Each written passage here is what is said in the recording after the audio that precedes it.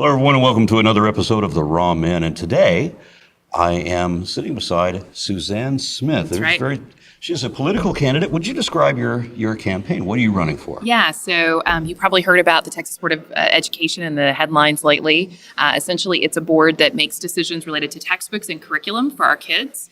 And so I decided that the seat was open. So Tincy Miller was in the spot before. She's been in it for about 30 years. And then there was an open seat. So I decided it was an opportunity for North Texas to get someone who is a thinker, independent thinker, someone who really could make sure that we're getting 21st century curriculum in the hands of our kids. Well, I hear that a lot about, getting the 21st century curriculum, but there's a lot of apologists that are trying to build themselves up as being the wave of the future. Uh-huh. If I could, let's start out with a bit of your background, your education. So I am a public school person. So I got a great quality public school education. So went to Rockwall High School, and then after that went to the Texas Academy of Math and Science. Finished my degree at University of Texas at Austin, and then eventually got my MBA from Duke University. Outstanding. Yeah. I remember that one of the members on the board recently was talking about how she was a former science teacher, and so she knows what theory means, and she was revealing in that conversation that she clearly did not know what a theory was, even though she's a science teacher. Right. Oh, what was her name? I can't remember. Cargill. Yes, Barbara Cargill, yeah. So our Texas State Board of Education, you mentioned that they might have heard something about them in the headlines recently. Well, they've been famous, or rather infamous, yes, for better than a decade now. I mean, how do you feel about, or could you comment on that? It's interesting. When I went to public school, part of what I think was great about it is there was a lot of different ideas that we were exposed to. And to me, that having all those ideas all in one place is really what public school was about. And so when you think about the State Board of Education, there's really two schools of thought. It's that the State Board of Education members are actually the experts. And so if they're a history teacher or a science teacher, that they're the expert in that particular thing. I'm of the other persuasion, which is that we need to find the experts. We need to find the historians. We need to find the scientists, the best and brightest in the state of Texas, along with the teachers who are actually teaching it day to day. And I would add to that equation, I also want to involve students in that conversation too. I think juniors and seniors in high school, as well as college students, could give us a lot of good insight into what they learned and what was relevant to them. And so I'm of the opinion that even though I have an MBA from Duke, even though I teach at University of Texas at Arlington, even though I have a government and history background, to me, I'm not the expert on a particular, part of study. And so our job is to really appoint the experts and for them to come back to us and say, here's what the right curriculum is at the right time and how we're actually teaching it. So what's happened is we've had this shift to people who really believe that they're the experts on individual areas and will oftentimes supersede what the teachers and the experts actually say, and will kind of infuse, and what you're talking about is they're infusing into the curriculum their personal ideology. And that's really, to me, part of our job as a politician or as a public servant is to really not infuse our personal ideology. It's really to represent the greater good and what's in the best interest of our children.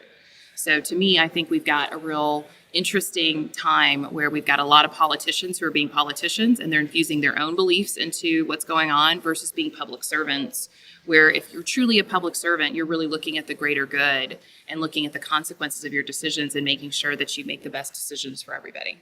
On the assumption that you will win your election, I may find myself testifying before you, as I have done a number of times.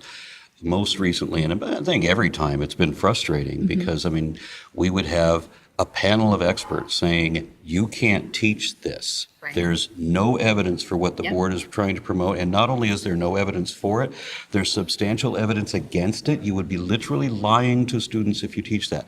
Expert after expert after expert, PhD, professor, blankety blank, PhD, all giving these testimonies. Right. And then the board votes to teach that the Founding Fathers based the Constitution on Moses. Right. And it doesn't matter what all the experts says. Famously, Dr. McElroy, said somebody's got to stand up to experts. He's doing that, facing testimony of 150 scientists promoting evolution, and he's the dentist who's standing up to them. Right. So, It's very frustrating when because it goes completely against what you're saying right now. Right. That you want to find the experts, you want to pay attention to the experts, and we've got a board that just wants to ignore all these experts. Well, and you've hit precisely the reason why I'm running, because we've got to make sure that the people who are going to be open-minded and really listen to the experts are the ones that get elected. And can make solid arguments around evidence-based, and whether it's my science background from when I was growing up or it's my MBA looking at data, evidence-based is really where we need to go. And the thing is the consequence of that. So you talk about what's happening that particular day. My worry is the consequence of that is we are undermining Texas children's ability to be successful in the workplace. How are they going to be able to do in SATs? How are they going to be able to do when they get into the world of work? How are they going to be able to, function when they haven't been told all of the truth and they haven't been told opposing viewpoints? And so those are some things that I think we need to really grapple with in Texas. And I personally believe that some of the stuff that's happening is by a small group of people who have just gotten power. And I'm not sure if the rest of Texas fully understands and appreciates what's the consequence of that. And that's one of the reasons why I'm running is I think if good people don't run for office, you get what you're talking about, which is a small group of people who are placing their political agenda over what's in the best interest of our kids. Now, somebody will be wondering, why haven't other people run for this position? And that's something I've got to explain, is that this is a voluntary job, right? Yeah, it is. Okay, so now the voting block that we were talking about, the group of people that were positioned to vote as a block on all of these culture war issues, right? Most of them were funded and positioned by Ted Leininger and his huge donation. So for a voluntary position, there have been people that have been given $10,000, $20,000 for a campaign for.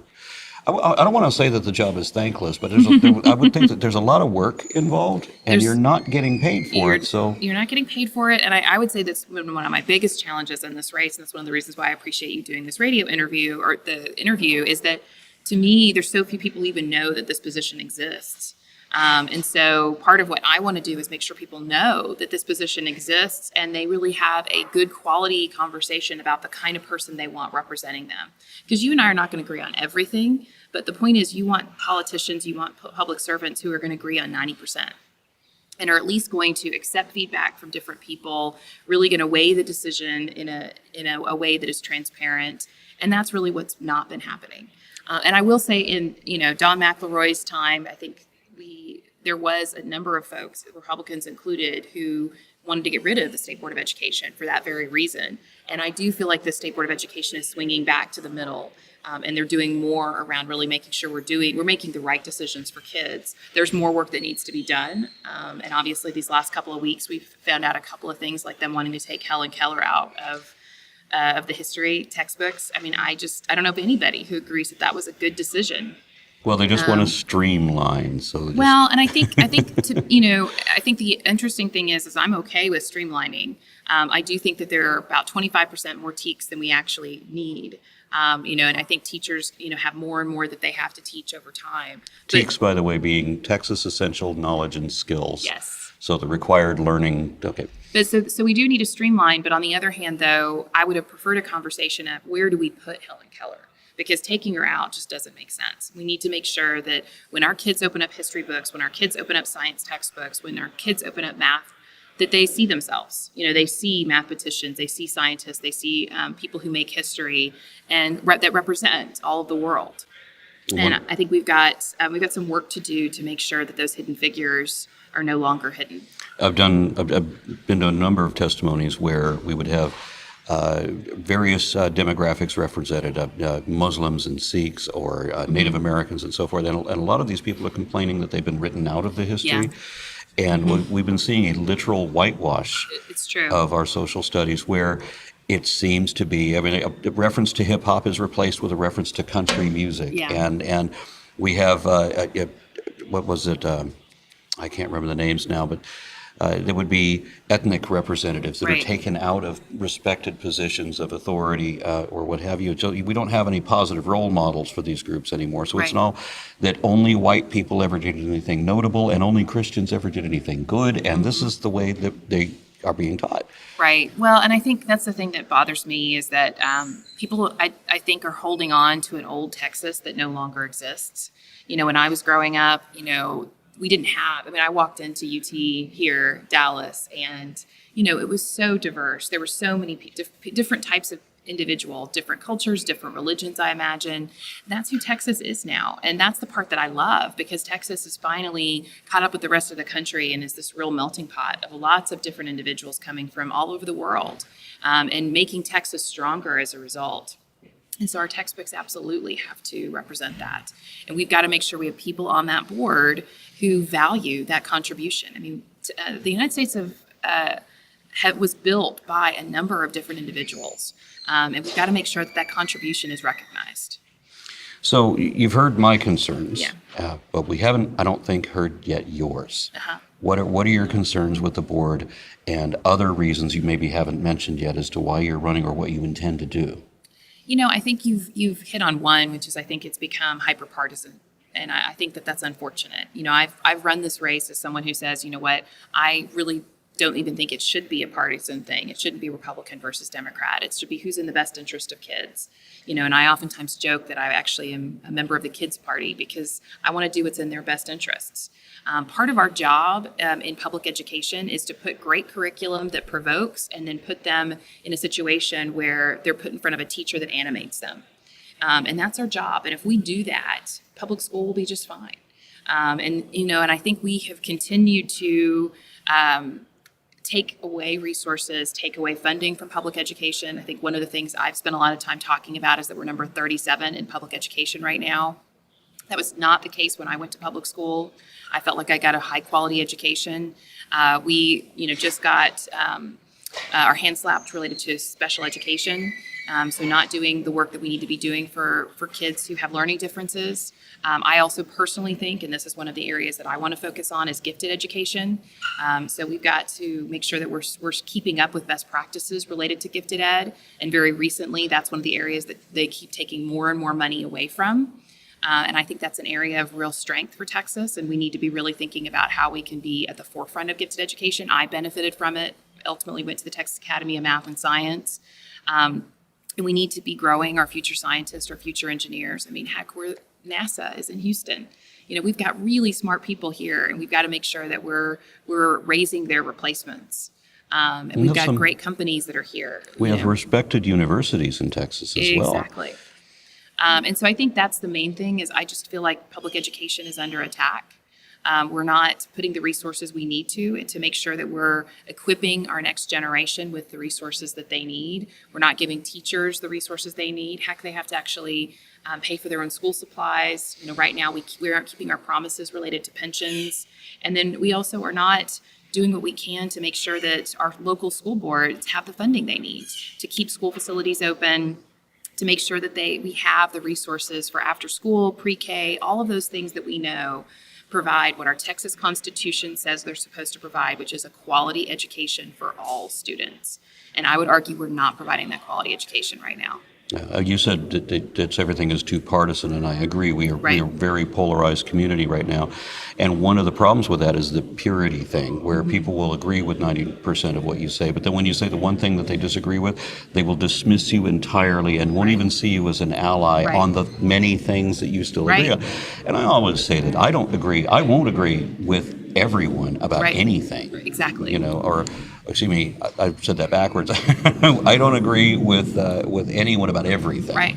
We're always going to have some difference, but that doesn't mean you can't be an ally with me on the things that we agree on. Well, and I think it also, that 90% that we're talking about and that 10% we disagree on, if we disagree in a way where we're using fact, we're using evidence-based, we're coming about it in a sophisticated way, I think people respect that. Now it doesn't seem like people want to have that kind of dialogue. In fact, I recently did a focus group with CEOs, and I said, what are we lacking from our college and high school graduates? Number 3 in that was teamwork and conflict resolution.